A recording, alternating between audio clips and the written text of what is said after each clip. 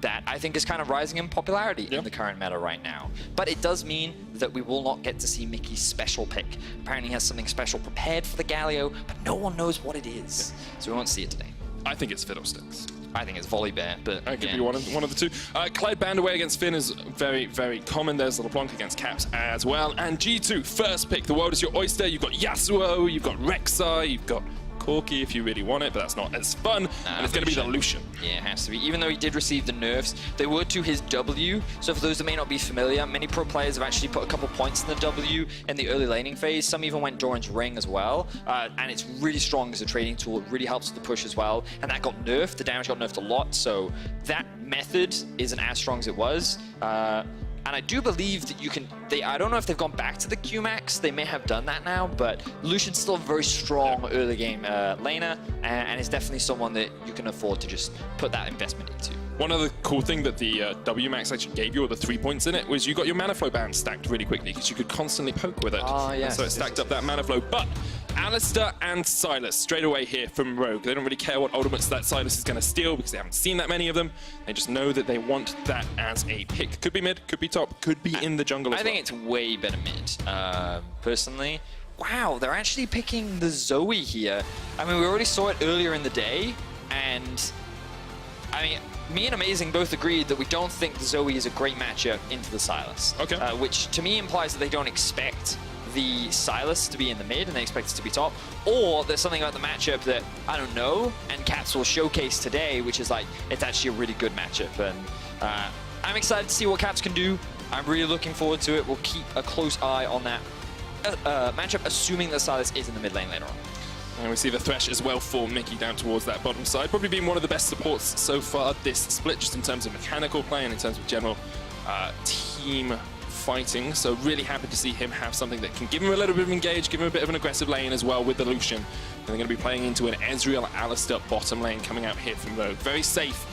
Don't really expect that Rogue bot lane to be able to do much into a Lucian Thresh. But they will be struggling during the laning phase. A lot of pressure is going to be put onto their shoulders as Mickey and Perkz look for those picks and effective trades. You'll also see Mickey probably invest in early mobility boots to try and roam around the map. You want to try and put that Sylas behind if you can, because once he starts to fall behind, his impact in the game becomes significantly less. We'll keep our eyes on what Mickey tries to do. Right now we see no jungle priority unless Kikis wants to Sylas in the jungle himself. Possible. We've also seen little top priority, which means more top bans are going to come through from both teams, really. I mean, there's so much still left in the pool, though. Like, I'm looking at Yasuo still, that Aurelia still up if you really want to go towards that. Things like the Elise that we've already talked about, Karthus just being removed by G2, but Kikis has a wealth of options, even things like the Olaf, or maybe bring back the Pantheon for that side of Rogue. Lee Sin, Rek'Sai is still up and available. Olaf is still very, very good, still very relevant. Nocturne is another champion that I think is quite strong. Do you really? I do, especially in the current meta. I think he's just a really strong duelist. He has a lot of damage, but obviously he's not a very effective frontline. But for a team like Rogue, given that they already have the Alistar, I don't think they really need that much more of a frontline. It's true. And they can also round things up with maybe something a little tanky in the top lane if they so choose. Well, G2 agree with you, Vedius. They're going to get rid of the Nocturne. Rogue have the first pick. Expect this to go towards that jungler. It is an Olaf for Kikis, and now G2 have to answer. Yeah, so what have they got left? You know, Jarvan, Nocturne, Olaf. Rek'Sai is still up, but I don't think it's that great into the Olaf. They could go for something a little tankier and run the risk of getting invaded, something like the Sejuani perhaps, but I don't think it's great into that composition. Elise, maybe? I think it's really risky against an Olaf. Again, in the early levels, sure, if you land the Cocoon, Elise almost always wins. Ooh, that Aurelia is probably going to be going into the top lane. Blind pick Aurelia. Yeah, blind pick with the Conqueror. We're most likely going to be seeing it. Or are they going to go for the last pick? Oh, so they, so they will go for the Rek'Sai. I feel like that their options are super limited, and I'm personally not a massive fan of the matchup. I think that Olaf can skirmish really well against the Rek'Sai, but again, G2 going for that early game playstyle that so many people have recognized around the world, and it all comes off the back of Jankos. He has had a very solid split so far, one of the best performing junglers that we have in our league, and he's going to be looking to try and probably get his bot lane ahead. Yeah, I think that's definitely where you want to go. When you see a Lucian Thresh, you know where your bread is buttered. And last pick here could be the Jax actually coming out for Finn. I like Jax generally as a pick. With Conqueror, he can be very strong. Into the Aurelia matchup, I'll be honest, not one I know incredibly well, so we'll see how that plays out. Oh, I mean, you definitely get outscaled, and the laning phase can be tricky. Because remember that Aurelia relies a lot of her damage from her auto attacks, from the empowered auto attacks, which Jax heavily mitigates, and he's just a fantastic duelist. And because you don't disarm anymore on the Aurelia ultimate, her 1v1 dueling power, especially against these like fighter top laners, is a lot weaker. So we'll see. I'd actually quite like to see G2 invest more ganks towards the top side of the map, because putting this Jax behind I think is really important. Because later on, you're not really going to have anyone to deal with him, especially running with the Rek'Sai, who's going to fall off later into the game. So G2, they've actually drafted a pretty early game focused comp, and I think Rogue have very good scaling. A lot of scaling for them. Alongside that, feels like, you know, you have relatively good team fight. You have the ability to 1-3-1 if you really want to with the Sylas and the Jax later in the game. But we have not seen many teams actually ever make it to late game against G2. You're looking at sub 30-minute win on average. And it would be a surprise, but a welcome one to be sure, if Rogue were the first team to really push G2 to their limits. Well, we have seen some teams push them. That's true. Remember, Origin did even take a game off of them. What I'm curious as to how G2 will look to try and play this game, because again, they have drafted very much more towards early game, and while expectations are that they are the stronger team going up against Rogue, playing through playing through the early game means you constantly have to be proactive. You have to find these leads, and if you make any mistakes, you can very easily get punished and snowballed on yourself. So let's see what Rogue can do. Let's see what Rogue can do. Captain's dad, applause from the stands. Bring back G2 Duff, man. He's got a 100% win record. 100% record. 100%. 2-0 on the LEC stage. We're going to jump onto the Summoner Swift. G2 up against Rogue. It's our fourth game of the day. And I think, you know, we kind of had a couple of mixed opinions in pick and ban, because originally we saw the Lucian Thresh and we were like, okay, you know what you want to do with Lucian Thresh? You want to gank that lane as much as possible. But then I was like, actually, let's make sure we put this Jax behind in the top lane if we're G2 as well. So a couple of different options for them. Do you think that Jankos is going to think more about going towards that top side? I think so. Yeah? I think you kind of have to. I think you have to play around the... what I think is really important to remember is that Jax will scale really well, and in the 1v1, you've always got to take into consideration how do you deal with that champion later on into the game. And if the Jax is that far ahead, you end up with like a TSM situation where he is 3-0-0, and then whoever their opponents were at the time just can't deal with it. There is no answer, so he split pushes his way to a victory. Was that the game where Broken Blade built double U moves? No, that was a separate game. Okay. But that's why I think it's really important that Jankos actually just get the Aurelia ahead. And I think Aurelia is a champion, if she has Sheen, can trade really well against anyone. But I actually have my eyes on the early jungle pathing right now, because what you'll notice is that Jankos has started bot side with a bit of a pull from his AD carry. Meanwhile, Kikis is just soloing away the blue buff. And Jankos has no knowledge of this.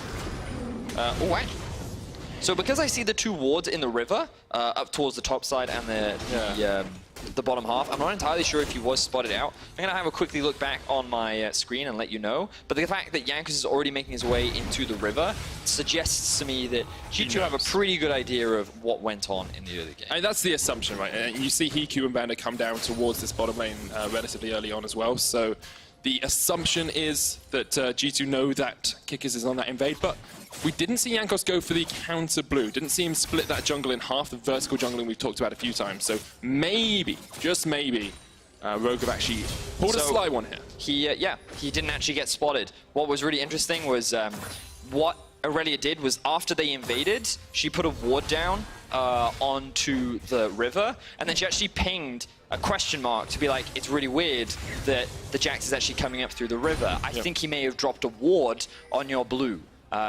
And then that's when they started pinging, you see. So Rogue did actually get the outsmart, the outplay, but Jankos now has his eyes on the enemy red, and he's saying, well, you know what, Kikis? You're only level 2. I have pressure in mid, and I'm more than happy to steal away some of your camps. That's exactly what he's going to do. Pressure up towards the top side was in favor of Wunder as well, making it very easy for the G2 team to rotate around and help out.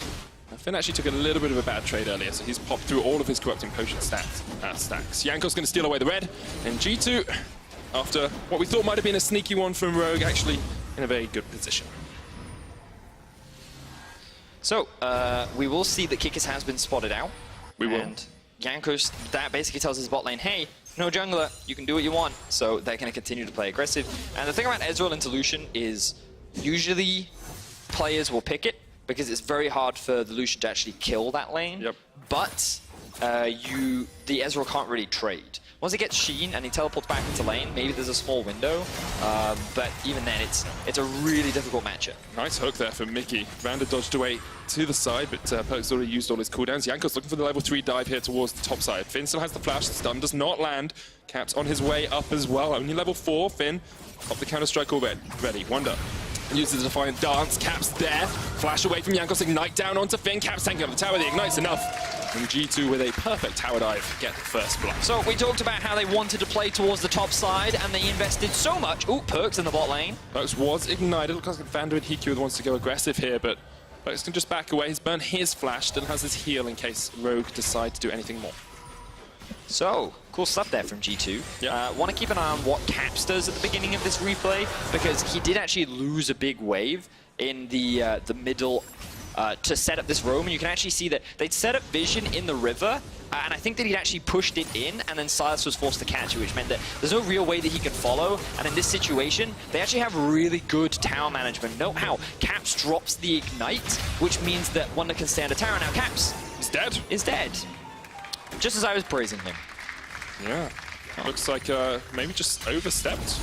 Sencux coming in there with Kikis, who is on the bottom side of the map. Hook from Mikyx does land, though. Jankos look for the damage here with the Queen's Fury, but not going to get too much off onto Sencux. Yeah, so I'm looking forward to the replay on this one, seeing how he died, given that he still has Flash and Ignite. And he was under his tower as well. Yeah. So it's just Caps things, you know?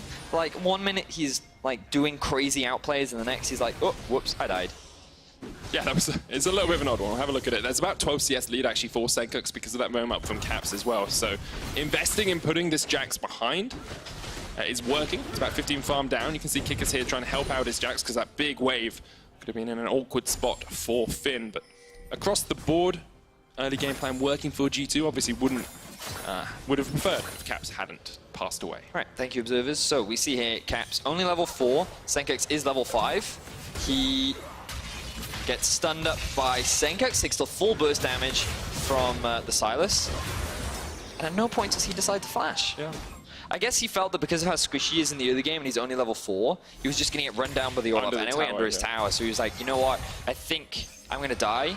And something I actually heard Perkz say, I think it was on stream when Caps was streaming, was Caps has a very good awareness of knowing when he can make a play and when he can get away with certain stuff. So when you see him walking away on like 5 HP, it's actually because in his head he's like, I know I can do this, I've calculated. So I feel like this could be one of those situations where he just reads it and he's like, I think no way I get out of this, so I'm just going to save the Song spell. Well, it's good for Rogue to pick up that kill early on. Want to see exactly what Sencux can do on this Silas, whether he's able to actually unleash just some playmaking potential for Rogue. You know, Kikis isn't on as big a playmaker as usual. The Olaf, very good at ganking, but not very good at crowd controlling, CCing. You're kind of just running at people as quickly as possible. Well, it can be rather difficult against the Lucian later on, but what Kikis has done a really good job of is just constantly invade this game. He's had full control over this blue buff. This will be the second one that he's securing, and even though he doesn't have priority top or mid, oh, okay, he may end up getting killed here, but he does just have the ultimate. Here comes the Aurelia as well. Pops the Predator, there's the sleep gonna land, but the Ragnarok will stop it.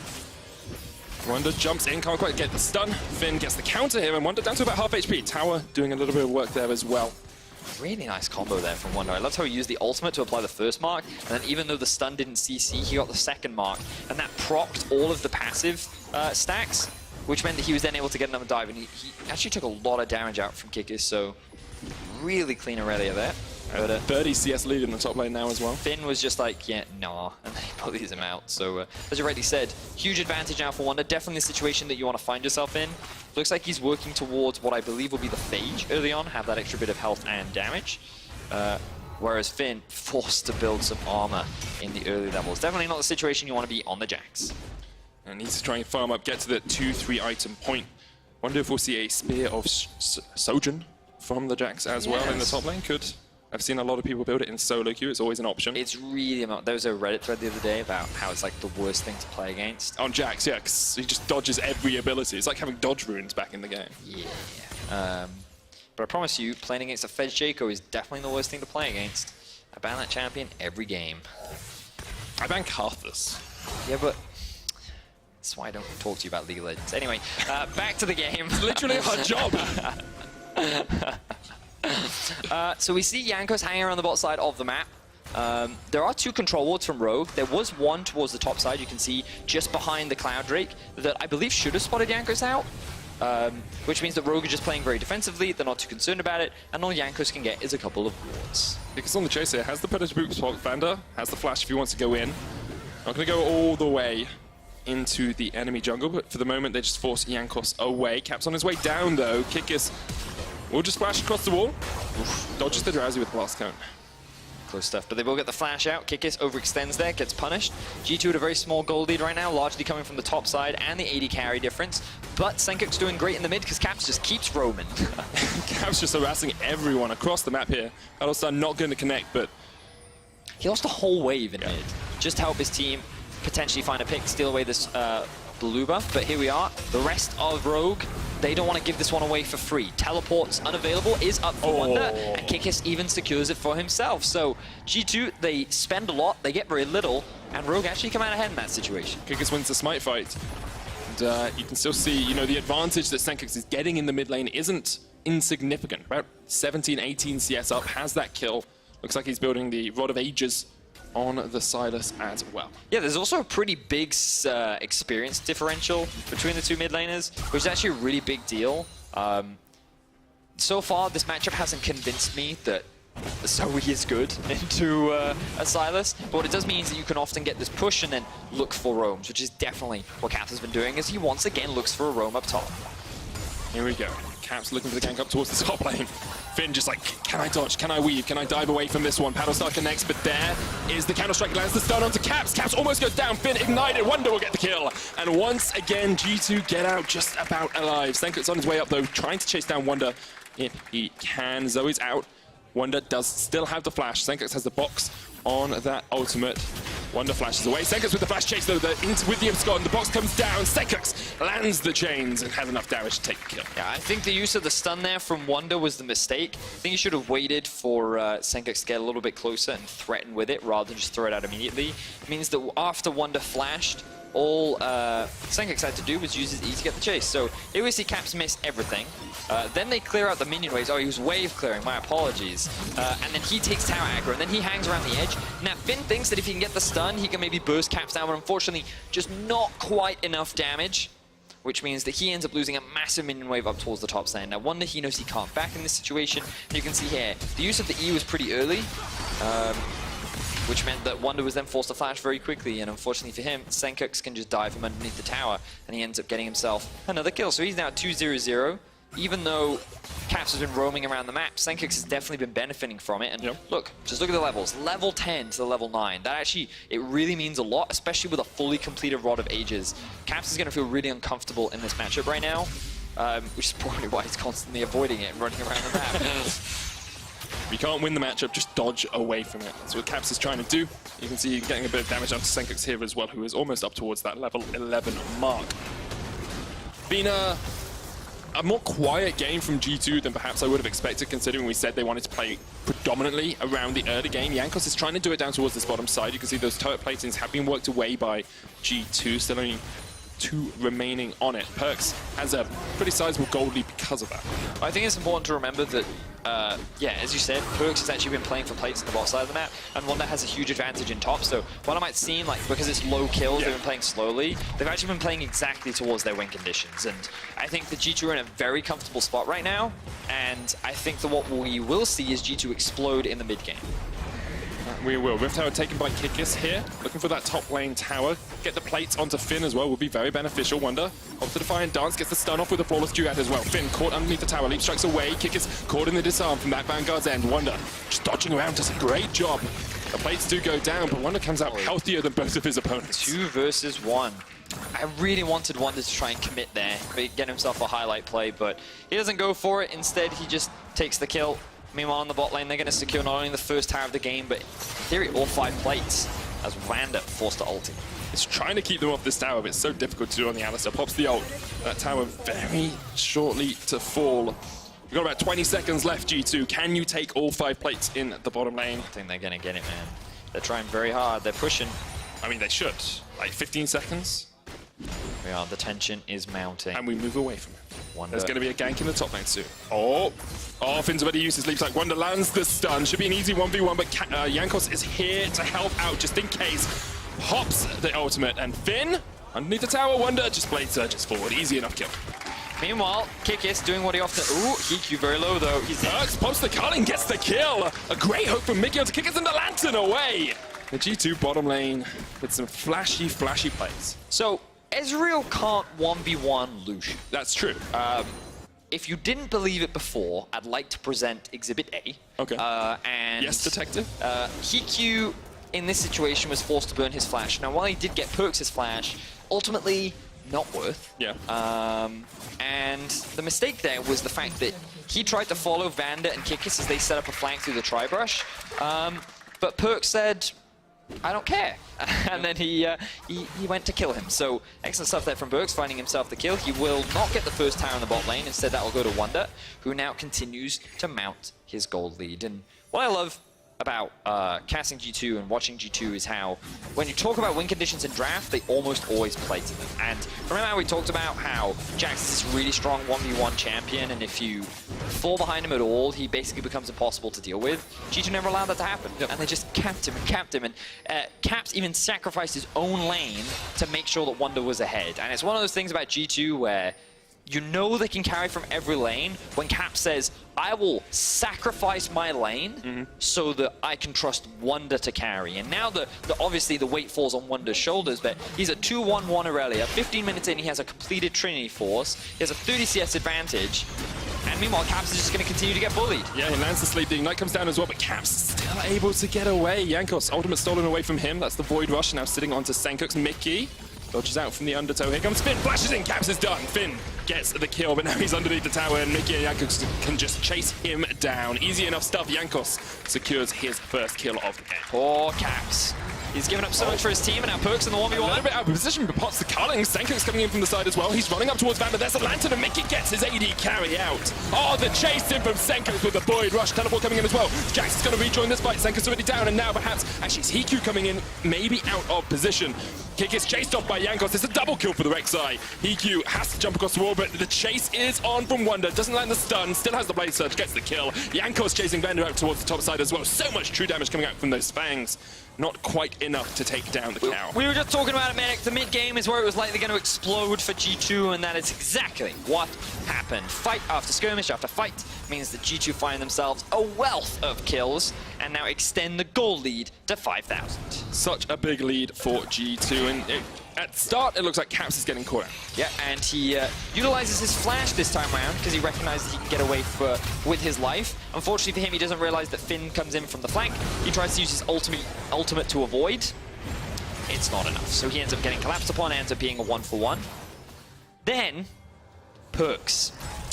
This guy, trying to make the highlight plays. In a 1 versus 2, is able to force the stopwatch out from Kikis, and is then able to get away with his life because of... Oh, never mind. No, he didn't.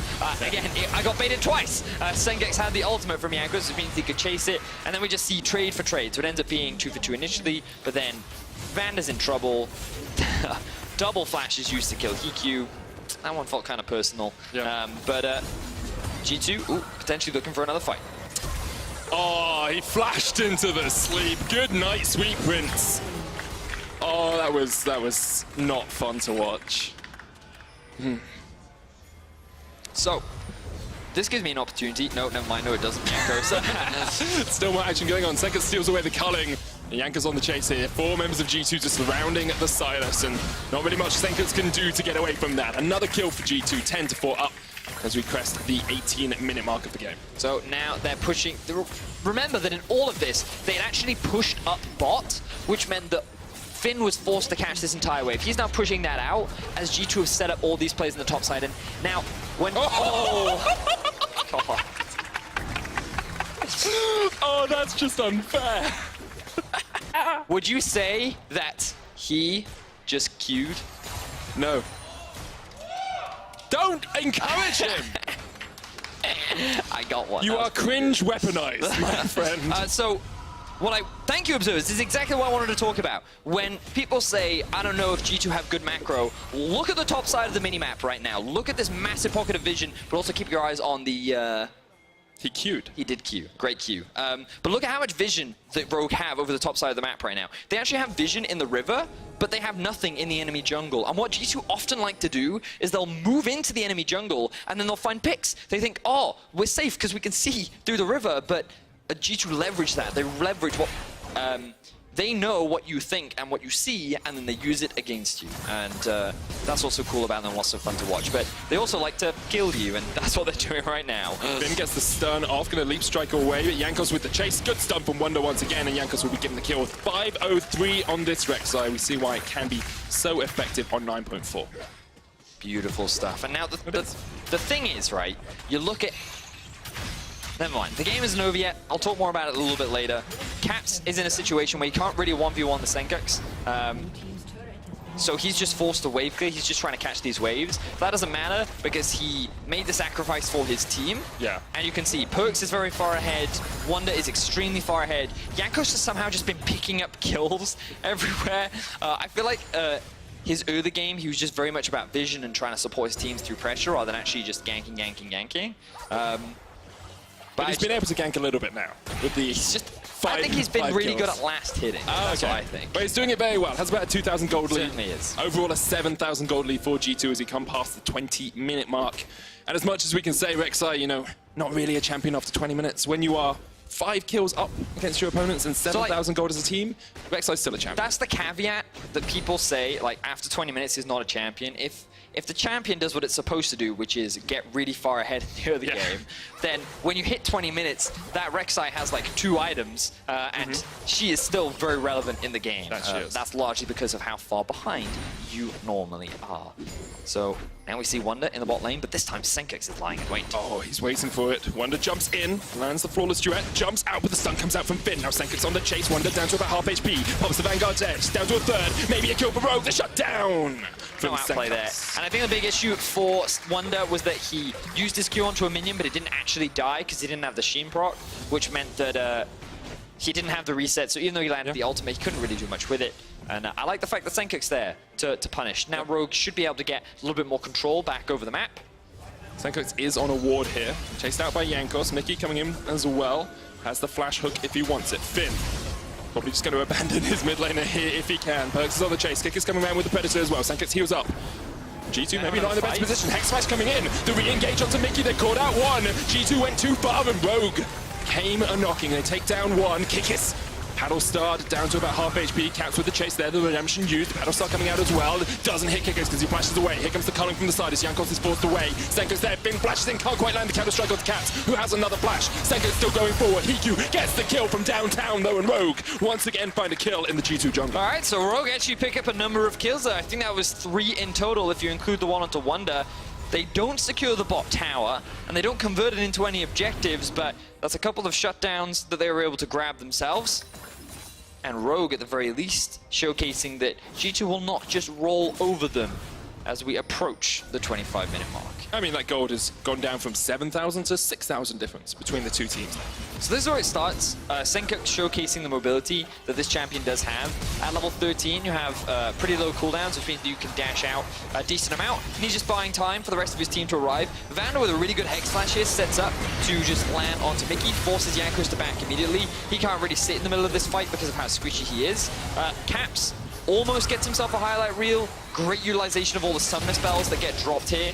Very close to killing Kikis, but the problem is he kind of gets isolated away from the rest of his team, and HeaQ lands a good Q to help secure that last hit. Great Q. Lands it just at the very tip of the spear. Another Dragon does go over to G2 while that's happening. They have 2 Clouds and an Inferno now, and they can, you know, keep the map split the way they have been doing. Wunder down towards the side lane, just continually pushing in. Finn is still about 50 CS down, about an item, half an item behind as well. So he's not in the best of shapes in that 1v1. But what I do like from Rogue is the fact they've kind of force it into a 2v1 at times. They've gone for those kills. They've made something happen on the map, whereas it would have been very easy just to give G2 control over the entirety of Summoner's Rift. Could very well have been, but they are still trying to be proactive. They haven't completely given up yet. Bae-in is still a point of contention, and if they can get that steal, then maybe they have an avenue back. Remember, their scaling is still good. Sylas in a side lane, very strong.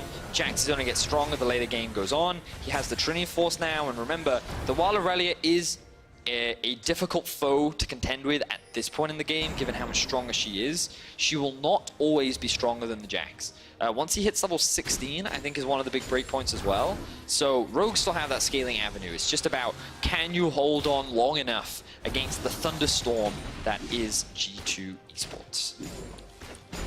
The barnstorming capabilities Barnstorming of G2. Once again, Sencux down towards this bottom side. You can see G2 getting vision around the Baron up towards the top. This tower quite low. Sencux will show himself. Wunder dodging around, but there goes the tower. Finn has already used the leap strike, doesn't have flash either. Will go in with the counter strike. There's the leap. Wunder flashes away. G2 fighting up towards the top side. They're looking to catch out Kikis. Can't quite do it. The redemption came out as well. Still 2 members down towards the bottom side for Rogue. I'd like to see G2 turn towards the Baron. I feel like you kind of have to force pretty quickly because Rogue are now on their way up. They have mid priority, and now here we are. This is where we see the classic G2 moving into the enemy jungle.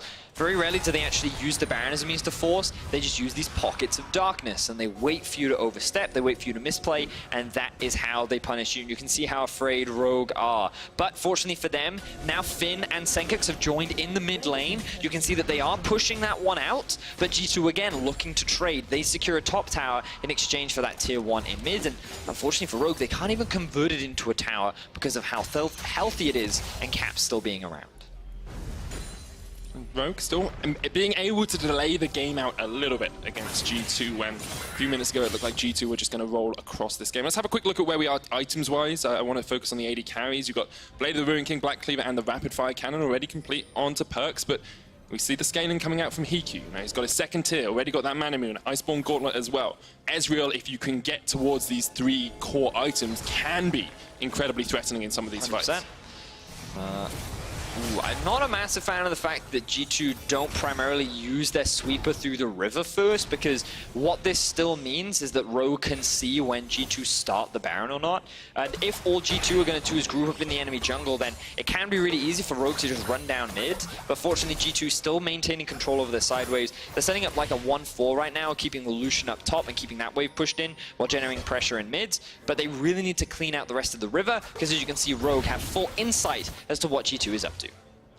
There we are. Baron started up. Teleport available for Finn if he wants to join this fight. You can see Zoe trying to do a little bit. Mickey there from the side as well. Caps can't land the paddle stars, but he's going to chase out Kikis. Puts him to sleep. 4,000 HP left on the Baron. Kikis pops the Ragnarok going into the chase, but that Baron already so low. It's done. G2 get it, and now they're going to turn the fight because Finn has teleported in. Caps on the chase. It's 3 members of Rogue down towards the bottom side. A great knockup though from Rogue, and they're going to go in. The True Shot Barrage comes out. Finn with a lot of damage. The Spear of Sojourn doing work. He gets damage on the Perkz, but can't quite take him out. Now Mickey chased down towards the bottom side, gets a great hook onto HeaQ, and somehow all of Rogue just disappear off the face of Summoner's Rift. The Storm sweeps away the barn as G2 find a 5-0. They've grabbed themselves the Baron buff. Rogue can't stall out any longer. G2 looking to add another win on their record. That was just disgusting from G2. They take the Baron, they're just going to open up the door. They don't even knock, they just blow it over, and they'll take this game pretty easily over Rogue. Looks like the 17-1 for G2 is still very much on the cards.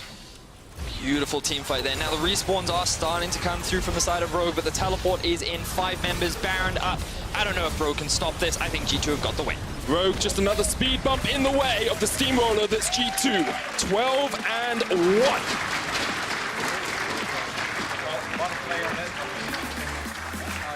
A lot of cool things happen in that game. Love the play from Wunder. I love the way in which he set up a lot of those cool headbutts. Unfortunately, when they came about, it was a little too late into the game. Caps really sacrificed his lane for the betterment of everyone else. He roamed top a significant amount. We saw him grouping with his jungler just to contest an enemy blue buff that ended up getting stolen away. He ended up being only 4 CS down at the very end of the game, but that wasn't the case for the majority of it. And even though he was at a deficit, and even though he was constantly behind Sencux, he still found that impact. He was still able to be relevant, and overall, I think that's I was just very impressed with what he was able to do. Even though it was Jankos that ended with a 6-0 scoreline, even though it was Wunder that was able to make these really clutch outplays, I still feel that Caps was really the big setter-upper of this. The setter-upper, the facilitator. The catalyst this team needed to have such success. He was the prop that put them at top of the pedestal. Okay. Very cool stuff. But it's like a nice thing, right? Because so many people look at Caps and they go, you know, if he's not getting ahead or if he's not carrying, then he's not being utilized. But I think this was a really good showcase of how you can use your skills Play for the team. to play for the team. And it goes to show how much faith he has in the rest of his team as well, because he can say, I don't care if I'm behind. If one is ahead, he'll carry, right? That is true. And if Perkz is ahead, he'll carry as well. So definitely cool stuff to see. Very enjoyable to watch when watching G2. And unfortunately for Rogue, I believe now their chances of making playoffs are kind of out of their control. I believe so as well. And if they lose again tomorrow, their playoff spot is gone. But if they can find the next 5 wins, I think, then maybe. Even with 5 wins, they're then at 7 It's and out of their 11, which is, control, it's not the easiest thing in the world for them, of course, commiserations, but one of the good things about the long-term partnership model we have is they can grow and they can mature and they can use this time to approach Summer Split with a renewed attitude. Yeah, Rogue is a new organization in the LEC, one of the newer ones, and they definitely started off the first half of the split very, very rough. With their changing in roster, we definitely saw some cool stuff from them, some cool opportunities, and we hope that they'll only continue to grow and develop moving on from here. But for G2, they're still looking poised as we get closer and closer to playoffs. Only one team has been able to upset them so far in Origin, and a lot of those teams that are fighting for those spots right now will also have to go up against G2. And based on their current performance, they look like the hardest hurdle to overcome. I think they're getting very close to locking a top 3 spot as well, guaranteed in playoffs, because they are just those few wins ahead of everyone else. But while no LEC player could ever beat Vedius on Nocturne, we did see some solid play from Wunder, Jankos, and Caps in that game. If you think one of them deserves Kia Player of the Game, go on over to @LollySports on Twitter and vote. If you want to vote for someone super cool, I'm going to leave it up to you guys. @Riot Vedius underneath and just be like, phone in your vote. Like, write it in. Yeah, but go on to Twitter, please choose. I think all 3 very worthy. They all did some really cool stuff. I personally was a big fan of Caps, but that doesn't mean that he was necessarily your MVP. So make sure you get over and make your voice heard. You have to. For more on G2's win, here's Law with their jungler. Thank you very much, guys, and thank you, Jankos, I'm sorry, for joining me. Considering it's G2 first place versus Rogue last place, I feel like the game took a bit of time to unlock. Do you agree?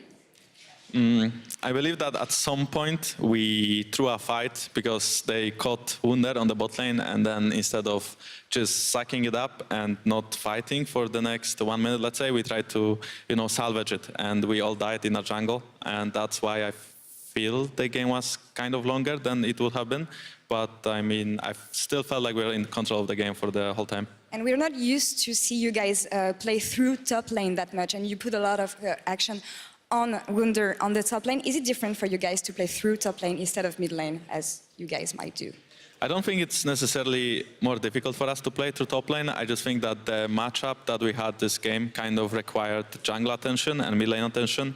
It's a carry matchup where one kill for Jax can snowball the whole matchup his way, and then, we would have troubles on side lane. But thanks to Caps roams and my ganks, Wunder, was like 1 item ahead, and then he could just keep snowballing on the Jax as well. So I felt like we had to do it just because of the draft. Okay, and last question for you. I was coming here today expecting to see a lot more of Rek'Sai, and outside of you and Maxlore, nobody's playing it. So is it as OP as we think it is in pro play? I think in solo queue it's better than in pro play. I think it's for sure a good champ, and